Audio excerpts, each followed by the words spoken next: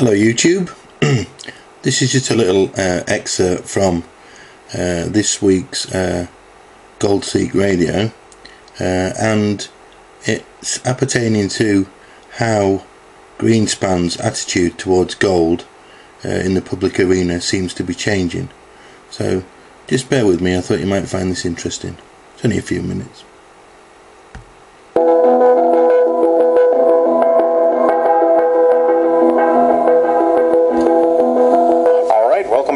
Seek Radio. Well, up next, it's Robert Ian from Conquer Change. Hello, Robert. Hey, Chris, this is Robert Ian with ConquerChange.com. This week, there was an interesting article in the Economic Policy Journal about former Fed Chairman Alan Greenspan, who is now advising his hedge fund clients to bet against the Federal Reserve and invest in gold. The article includes a quotation from John Paulson, who runs a multi-billion-dollar hedge fund, part of which is invested in gold. In a letter to his investors, Mr. Paulson explains who has been advising his firm to purchase so much gold. He writes, "Lastly, and perhaps most important, from a monetary policy perspective in developing an ability to forecast the timing and future price of gold, we believe we have an unparalleled team. Former Federal Reserve Chairman Alan Greenspan has been extremely helpful to us in understanding the relationship between the monetary base, the money supply, inflation, and gold prices." Alan Greenspan, who is now 84 years old, has now apparently returned to his economic roots of gold. Or has he? In the 1960s, he wrote an essay on gold in which he stated, "The abandonment of the gold standard made it possible for the welfare statists to use the banking system as a means for unlimited expansion of credit." He goes on to say, "The holder of a government bond or of a bank deposit created by paper reserves believe that he has a valid claim on a real asset. But the fact is, there are now many more outstanding claims than real assets."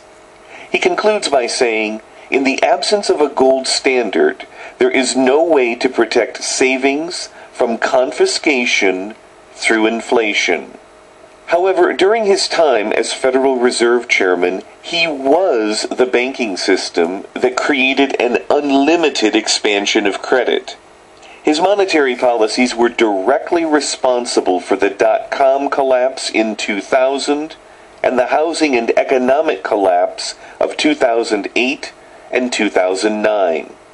According to the Economic Policy Journal, Barbara Walters, in her autobiography Audition, indicates that during the time period in which she dated Alan Greenspan, she feuded with him over his agreeing to become Federal Reserve Chairman. She wrote, "How Alan Greenspan, a man who believed in the philosophy of little government interference and few rules or regulations, could end up becoming chairman of the greatest regulatory agency in the country is beyond me. It was a big issue when Alan was first appointed." Indeed, Alan Greenspan was a member of Ayn Rand's inner circle that was sarcastically known as the Collective. Ayn Rand wrote Atlas Shrugged, and many people in 1987 mistakenly thought Alan Greenspan would bring Rand's objective economic principles to bear on the Federal Reserve. It never happened. Greenspan blew economic bubbles bigger than the earth itself. 25 times bigger, in fact, because as it stands right now, there are an estimated $1.4 quadrillion worth of financial derivatives, roughly 25 times the global GDP.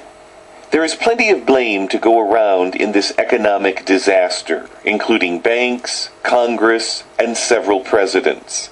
However, the principal architect of the policies that helped engineer this collapse was none other than Alan Greenspan himself. Barbara Walters implies that Greenspan was simply a sellout to gain power when he took his Federal Reserve position. That may well be true. But there is something else to consider. Perhaps he was trying to set the stage for a global economic collapse, just like in the book Atlas Shrugged, where John Galt said, "I will stop the motor of the world," and then did.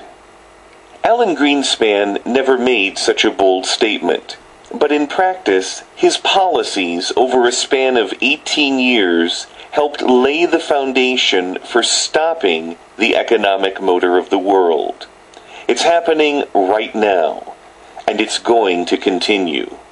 In my Gold Seek commentary of June in 2008, I commented on Alan Greenspan by saying, is he a genius? Is he evil? Or is he an evil genius that will be praised by history as the man who helped reset the global financial system so we could start over? Only time will tell.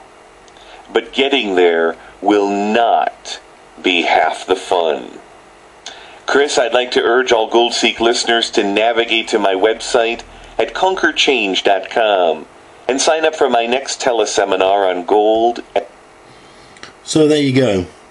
It seems Greenspan could well be going back to his roots, although for what reason? I hope you found that interesting. Speak to you soon. Bye bye.